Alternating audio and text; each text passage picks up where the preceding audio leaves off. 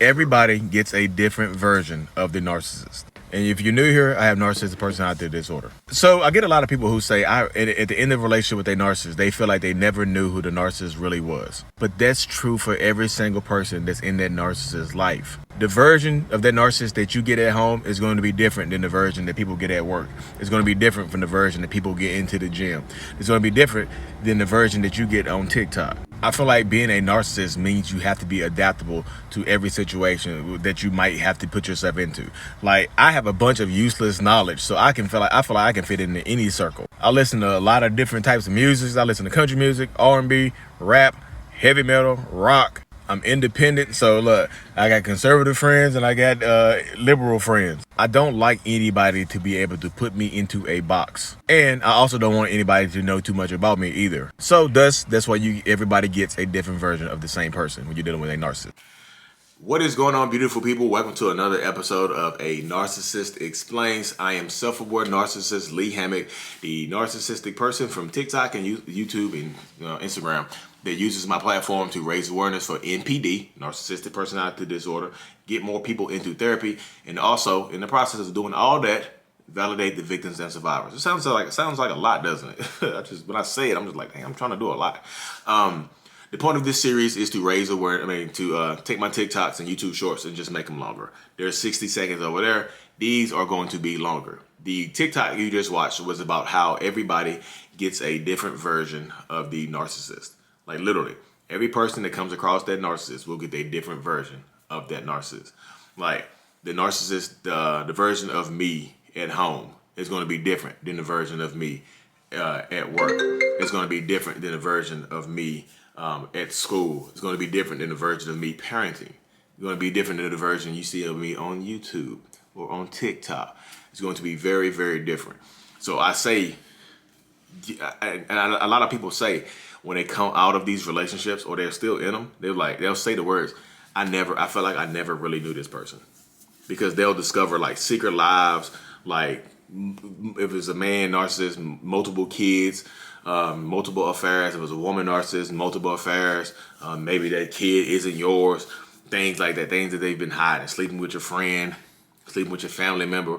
Things like that. And that's because, like, I've always asked myself, I asked myself a question to my therapist. I was like, I asked myself a question to my therapist. I asked my therapist that question. I was like, I don't know who I am. And she asked me who do you want to be? And she's like, and then she also asked me, like, who are you? You have to figure that out. You have the choice to be who you want to be. You have the ability to choose. I know you have this personality disorder. People say it's debilitating and all this other stuff is incurable, which I do believe is incurable. And it makes you super erratic, but you also have the choice. Like, you have this, you have your online presence. You have this social media stuff. You clearly can make a choice to be different. So you just have to make your choice to alter your behaviors, and you can just get to choose who you want to be.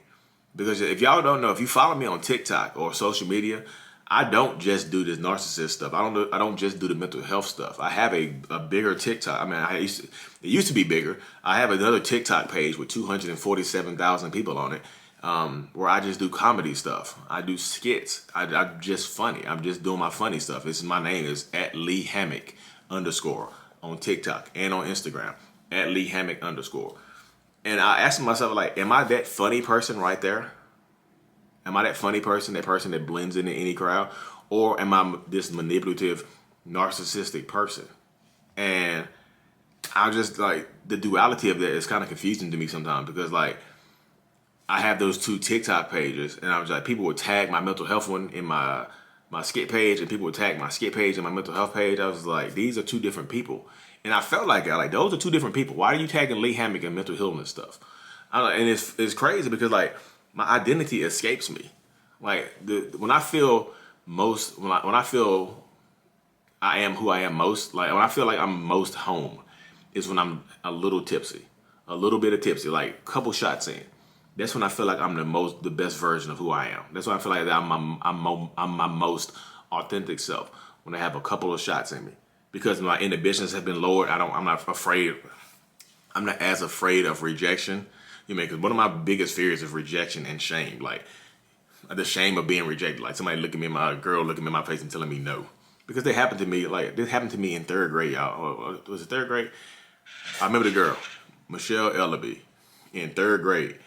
I was 8 years old. She told me I was ugly. I still remember that to this day. She said, Damon, you're ugly because of your face.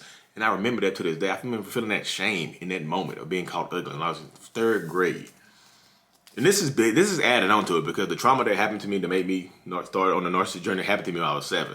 So that trauma happened when I was 7. That's going to be in my book. I know you're going to ask, like, what happened? It's going to be in my book, which I'm writing now. That happened to me at 7.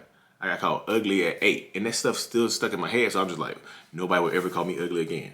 That trauma I went through when I got hurt, nobody will ever hurt me again. I'm protected. I started shielding myself. I know you might like, Lee, well, the ugly part, you still working on that ugly part, Lee. You're not a very attractive person, man. But I'm not ugly. At least I don't think I'm ugly. I just feel like I've been protecting myself. Like, who am I? I be asking myself that question because people want to know, like, who's the narcissist in your life? Who are they? What happened to them to make them the way that they are?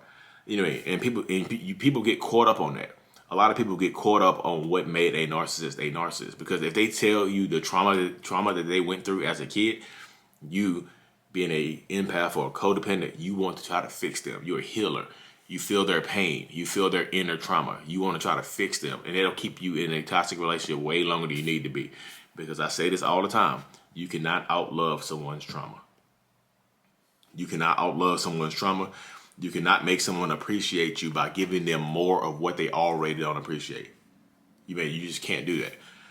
I tell that to people all the time. I'm in even now to this day, y'all, I'm in a constant identity crisis. I'm a successful real estate agent. People think I'm doing my one-on-ones and like, he just doing the one-on-ones and the YouTube and stuff for money.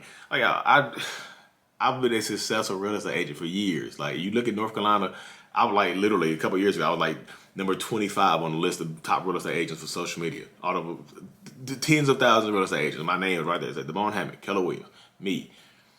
I made over 6 figures selling real estate, selling houses and things like that. I don't need the social media income.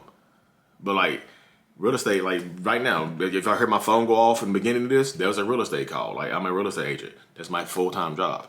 But I'm also a social media creator. I'm an influencer.